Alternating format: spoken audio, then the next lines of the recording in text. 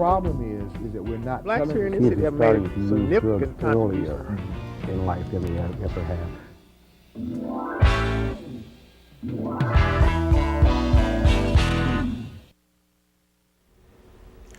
Welcome to Minority Focus. I'm your host, Jimmie Moore, and today we're going to be talking with a lady that is of the utmost importance to a lot of us in this area particularly veterans of military service. Welcome to the show, Miss Emily Yates. It's Mrs. Emily Yates. Glad to have you. Welcome. Thank you for coming. Been trying to get you to come on for some days, and lo and behold, if she doesn't come today and she's early and I'm terribly welcome. Thank you for coming. Thank Appreciate you. it. Thank you Mrs. for Yates having me. is the benefits officer for the Kentucky Veterans Services. And that services all of Kentucky, not just All of Kentucky, yes, just Kentucky. We might help a veteran in Illinois fill out the forms and so forth, and applying for their compensation and their pension, but they would have to mail it off in the state of Illinois because all of Kentucky forms go to Louisville, and if you live in the state of Illinois, then it goes through Chicago. And it's the same thing with Tennessee. We can do Tennessee also, part of Tennessee. I don't know exactly the exact area of Tennessee right now, how much we can file into Louisville, but there's a certain area because it's all regional. Right. So I know before, for an awful long time, if you needed any kind of help with your benefits, there was, I think, the DAV that was here that could help you if they could. There was an advisor at Marion, Illinois, at the hospital there, that could give you some information, some advice on where else to go Yes, to get what you need. yes. But you know it all, right? We still no. We still have someone at the Marion VA hospital. We also have someone at the Marion VA outpatient clinic here in Paducah, and we also have people that might be representative or something at the VFWs or the DAV. There are several other places that, I think at one time there was people doing it. I'm not for sure exactly, but I do know a lot of the claims come through has been filed by the DAV, which is a disabled American vet. There might be someone there also, but there are several places, that you might be able to get information or possible put in a claim. Right. But as far as the benefits officer is concerned, if someone wanted to find out about benefits, would you say you'd be the first stop? Well, I don't know if I'll be the first one, but I try. I'll try to be the first one and try to direct them. If I cannot handle it, I will let them know of their what they're actually eligible for. And a lot of the veterans are not familiar with their benefits. And have you ever heard that saying where it said that people perish for lack of knowledge? Right. And I find that a lot of the veterans are actually perishing because they are not aware of their benefits. And this is why I do the work, because I want them to know what they're entitled to. I feel that since they have, risked their life, they're fought for the country, they're, have done a service to us Americans, it is not that we go to sleep at night worried about being attacked or anything, because we know that we have these veterans and these soldiers on the front line, protecting us. And so when they come back from wherever, if they've been overseas or just doing service here within America, it's only fair that someone be there at that moment and that time to help them to know how to, transition back into the civilian life, and what are their benefits, what are their rights, and what are they eligible for. Because I feel that there's no reason for a veteran to be homeless or helpless. And I saw a lot of this going on here in Paducah, and I said I wanted to make a difference, and I thank God that He has, put me in a position to be able to help, so that they can not perish anymore for lack of knowledge. Right. I know you're from earlier conversations with you. I know that your experience, or that your present capacity now, is not a situation where you're more or less detached from what you do. You do what you do because it's a job or whatever. I know that you've got some personal experience with the military and was involved with this sort of thing before you got it. Not that you were in service. I know that you. No. I worked for the Veterans Administration for about 16 years, and I worked in a different field. I was a dental technician, and I was a patient service assistant, and it was not my duty then, but I did see a lot of veterans coming in the medical clinic, not aware of their benefits and so forth, and. Right. And I always hear them say that it was denied, and I wonder why it was denied, but it was not my job, and so therefore I could not, talk to them with it, and I wasn't familiar with it. So as I had an opportunity to retire, and so once I retired, I started thinking about, well, what can I do in my spare time, and I had such a burden upon me to really want to help the veterans that I saw in this area that was not getting the benefits that they was required. Mm-hmm. And so I said, well, God, I said, if you want me to really do something, you will open the door for me.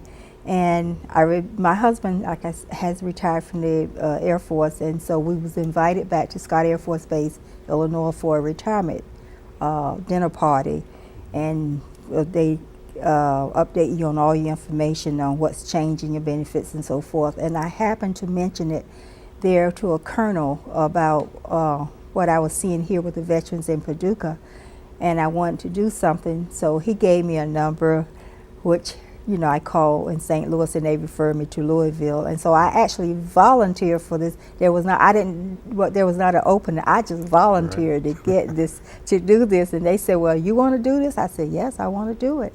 And so they told me they had someone in the area that was doing it, and I said, yes, I understand. I said, but there are so many veterans that he cannot do it all. He needs help. And so that was on a Tuesday morning. So I got a call that Wednesday, and it was from Mr. Ronald McClure, who is the veteran field representative in this area. He lives in Mayfield. He covers a wide area, and he could not do it all. He was really backlogged, and he was doing the best he can, and he's very good at it, but the load was so much that he could not, handle it all. So he told me he had got a call from Louisville and asked me if I would meet him at the VA clinic there in Paducah. So I did that Thursday morning, and he was talking to me, and I was telling him, why I would like to do it. And I had a friend that I knew had gotten back from Iraq, did 2 tours, and somehow or another, I don't know what happened, but he had committed suicide. And at his funeral, I heard his brother speak that he was having financial problems. And I figured, well, here's a guy who's done 2 tours in Iraq, and he shouldn't be having financial problems. There was benefits, there was funds out there for him to help take care of his needs, and that was really, really what burdened my heart and made me, really just step out and say, I got to do something. And Mr. McClure was telling me about the job and so forth, and things that it entailed and so forth. And so he said, when would you like to start to work? And I said, I want to go to school. I wanted to go to school. He said, no, I don't think so. He said, you've got 16 years. You know exactly what to ask, what to expect, and I don't think you need to go to school. I think you are aware of what a veteran needs and his benefits. And so therefore, he was able to get me an office down at Job Service on 6th Street, the Employment Career Service there. And so I started off doing Tuesday morning there between 9 and 1, because at the time I had another position with the school, part-time position with the school. Mm-hmm. And so I started off doing work there with the veterans. And at first was kind of slow because they was not aware that I was there. And it's kind of picking up now because I started doing this in October. Mm-hmm. And so It's picking up now, and it gives me great joy when I put in for their compensation or their pension, and it comes back and they get it. You know, it's like, thank God. I feel like I'm really, really doing something, and I know what it is, you know, to be a veteran, being that I was married to my husband who was in the military for 22 years, and I know what they go through, and I know that's how dedicated they are to their country. They're totally dedicated to the country, you know. Emily and I share a little bit of military history because we both happen to have been at some of the same places. Like Scott Air. Were you at Scott Air Force Base during the Chappie James era? Do you remember Chappie James? He was like the first general. We arrived to Scott Air Force Base on it was I think December '88.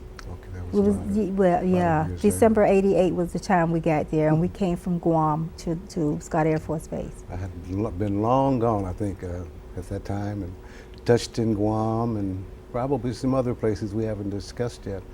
But again, as Emily just mentioned, her office is at the Employment Career Service. The unemployment office is yes. is the building it's in. On 6th Street. On 6th Street, on South 6th Street. There you go. A lot of people know where the unemployment office is. Really? Sure. Well, I didn't know either until I had a position to go down there and so forth. So somebody can it's like you said earlier, a lot of times what's available for veterans, benefits and all that sort of thing, it's like being in conversation with people, say 3 or 4 of these old seasoned veterans or whatever, who will tell you, no, you can't do that, or no, you can't have that, or you're not entitled to that, because things have changed and they don't know, because they're not up as say you'd be. So better to come to the authority, or you say the horse's mouth, go to the horse's mouth, to the person with the authority that knows. And a veteran coming into you may have benefits available to him that he has no idea there. Yes, and it's just not the Iraq or veterans or the Persian Gulf or the Vietnam. It's the Korean, it's the World War II. I don't think we have any World War I that's still living, but if there is anyone, because I find that most of the veterans who were not aware of the benefits were the Korean War or the Vietnam War veterans. I find a lot of them. So I do handle a lot of the cases with the veterans being over 70 years old, 70, 84, 86, which are totally entitled to money that they was not aware that they was entitled to. And I want to talk about pension, not just compensation. I want to talk about pension, because pension is if you serve your country and you active duty, serve your country, have an honorable discharge, you have no injury, no illness related to military service. But if you're 65 and over and you have no income, low income, cannot take care of yourself, then you're entitled to a pension. And the pension work, you go about filing for the pension the exact same way that you would file for your compensation. And so I've found a couple, 65 and older, or even 55 and over, that had, you get a certain age and say maybe your company folded or went out of business, and you're over 55 and it's hard to find work. No one really wants to hire anyone like 55, 60, especially if you might have a medical problem, but not so severe that you can't work. But I find that the elders find it harder to find work. And so if you cannot find work and you need money and you've served your country and you have an honorable discharge, you're eligible for something called the pension. And you go about getting the pension the exact same way as you do the compensation. You have to come in to see a service officer or a representative, and and you need also would need your discharge paper, your DD-214. Before Vietnam, was called the separation papers. Separation papers with the oldest veterans or soldiers was called separation papers. Now it's called the DD-214, but it's all the same. and you need to bring that in with you when you come. And like I said, it has to be an honorable discharge and an active duty time.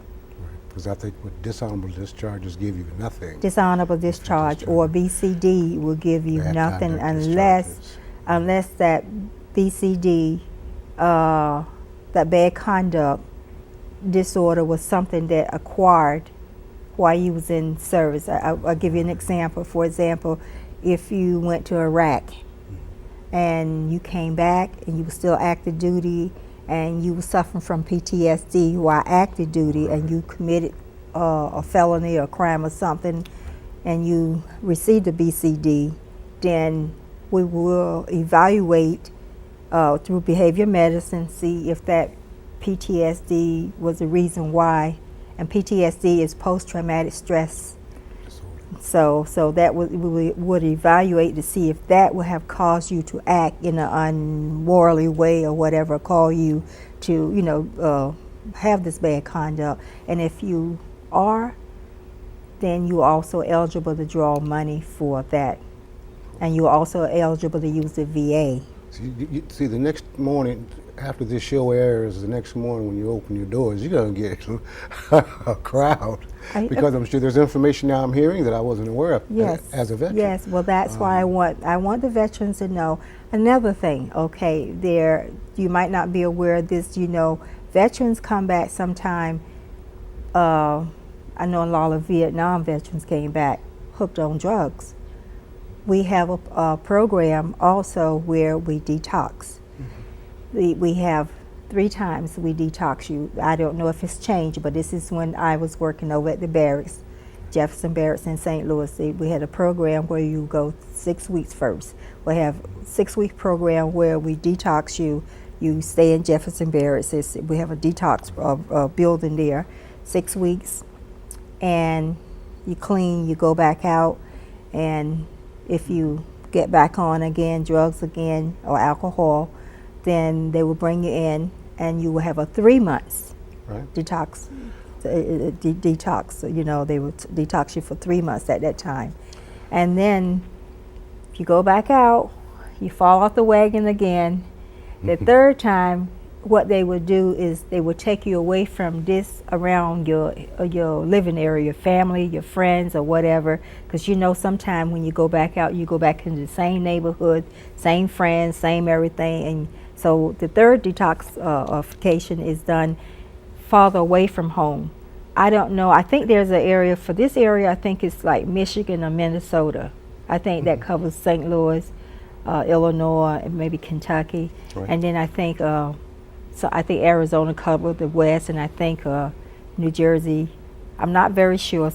But there's different regional places where we send you for long term to, be detoxed. And that brings to mind a question. When I first left military service, I came to Paducah, and the only health care provider that I knew existed in the area was Fort Campbell, Kentucky. That's where they told me to go. Yes. For health care or whatever. Yes. I had no idea Marion existed for years. I was driving back and forth to Fort Campbell. Is that a choice that you have when it comes to certain health care benefits? There's Marion, Vanderbilt in Tennessee, Fort Campbell, St. Louis. Okay, that depends on if you're a military retiree. Did you retire? Okay. Military retiree can still use active duty hospitals. If you did not do 20 years, did not retire, then you would have to use the VA. And that's why they told you Fort Campbell, but you could have used the VA also. You could have also used your TRICARE. Now, a lot of the men who retired from the military are not aware that they have TRICARE. They don't have to use the VA if they don't want to. They can use a private doctor. So, they can go out and find a private doctor who accepts TRICARE. I don't know if you have one here now, but my private doctor who accepts TRICARE is Dr. David Smith in Reedland. So there's many things that you can do with your benefits, but like I said, a lot of people do not know about their benefits. I have no idea that they're Retirees can still use active duty. or the VA, but one who did not do 20 years will have to use the VA if they want the free coverage. There's going to be a lot of people coming to talk to you. You mentioned earlier that you started out on Tuesday mornings at 9 o'clock. Is that still? Well, Tuesdays during the summer now, I have switched to Monday. Monday. I'm there Monday from 9 until I'll say 2. But if I have someone who wants to see me beyond 2, then I'll stay because I don't have any other obligations. I'm eventually looking at maybe possible doing this 5 days a week. That's what I would say Mr. McClure has asked me to possibly consider doing this 5 days a week. Right. And this 5 days a week I will be maybe in Smithland one day. So they won't have to travel to Paducah, or maybe one day I'll be in Eddyville of those 5 days, or maybe one day I'll be in Keville. You know, so I'm considering that I eventually I might move up to just having one day here, one day different areas like that, so the elder, veterans won't have to travel so far. Because Mr. McClure now, he covers Mayfield, Paducah, he also covers Murray. And I think, I don't know if it's Crittenden County or someplace like that. Crittenden County. Yeah, yeah, I think he covers several different places, 3 places I think he covers, so I will be doing the exact same thing. Right. So they won't have to travel so far to try to get their compensation or benefits. Say on any of those given days, say if you were in Keville, and there may not be, but maybe 2 veterans that have things that you can handle. Right. Would it be okay for me to come to see you in Keville on that day? Oh yes. I do not turn away any veteran. I even help the Veterans for Illinois fill out their paperwork. I wasn't aware I couldn't do it right over Metropolis until I got ready to turn the paperwork in, and then Mr. McClure said, we can't do it, turn Illinois, and you have to give it back to someone over there. But I can help them fill out the papers, and tell them what they're eligible for. I don't turn anyone away. I refer them to other sources. Mm-hmm. And then between you and Mr. McClure, then it's covered. I mean, if you're going to give it that many days out of the course of a week, and he's moving, we can take care of the soldiers that are coming back now from Iraq, and the ones that are went through the Persian Gulf, and the one that went through the Vietnam, and the Korea. We can cover. I can just about cover quite a few, people, because I know exactly what they need and what I should go for and what they're entitled to. So it's pretty simple, pretty easy. The thing is with the veterans, they give up so easy because there is nothing really simple about filling out the government forms. I have to tell you this: government forms are intimidating because usually they are very long, repetitious questions, it's the same thing, repetitive, but I tell them the forms that if you're filing for compensation is we have a 2156, I think. Let me just be sure. Yeah, let me make sure, because there are so many forms that we fill out. Mm-hmm. But that this is, I'll give you an example right here. This form is like front and back. You might have like a 12-page front and back. And this intimidates the veteran very much. So what I do is I send it, when they come to me on their first visit, I give them this form and I show them what to fill out. I said, now you take it home, you look over it and you fill it out. I said, if you don't understand, you don't know, I said, don't worry about it, just bring it back to me and then I'll help you fill in the other part. But when you just give a person a 17 form front and back, they are intimidated, especially the elder veterans from the Vietnam War or the Korean War. But see, I tell them, don't worry about it. Just fill out what you know, like your date of birth, your serial number, your social security number, where you were stationed at, what doctor you see, so forth like that. So, as it stands right now, on Tuesday mornings at 9 o'clock, if you need to talk with Mrs. Emily Yates, you can reach her at 556-9221. That number should be on the screen too. And that office is at the unemployment office on South 6th Street. That's right next to probation and parole. Yes. Not that I know anything about probation and parole. I know somebody who works there. Jimmy knows where probation and parole is. Yeah, right. No, I haven't done that. It's outstanding in that in the last 10 years or so, Paducah has come to the treatment clinic that's here now, the Marion office. The outpatient clinic. Outpatient clinic for On veterans, Perkins Creek where Drive. most of your needs can be met or put in line as to how you can meet them. And then in addition, you're being in a permanent spot, if you will, for the moment. That's I want to say everything is for Paducah.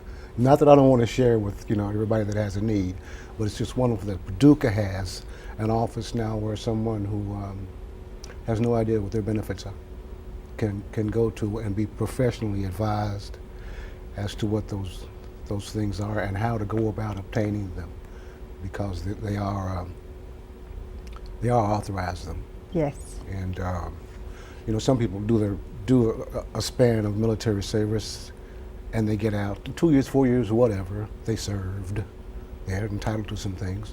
Those people who fought in wars, who have disabilities, loss of limbs, and etc., I think they deserve even more. Yes. If it were at all possible. Mm-hmm. But it's good that we have somewhere to go without driving miles and miles and miles, to have someone professionally tell us.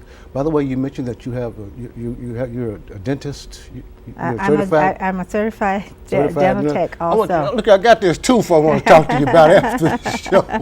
Thank you so very, very much for coming. And may I also mention that they're entitled to vocation benefits to if the Persian Gulf Iraqi people come back with a disability. They're also entitled to tuition fund to relearn their trade or whatever to make a living, and also if they have over 50% service connected, then their children between 18 and 21 can get money for college. For sure, there's a beauty right there. I'm sure we don't do. But thanks again so much for coming. Maybe we can come back sometimes, and there's some information that we haven't covered, or something that new comes up. Right, there's always something. There's always something new benefits. Lot of vets in the area, and I'm sure will be utilizing your services. And thanks again for coming. Thank you very much.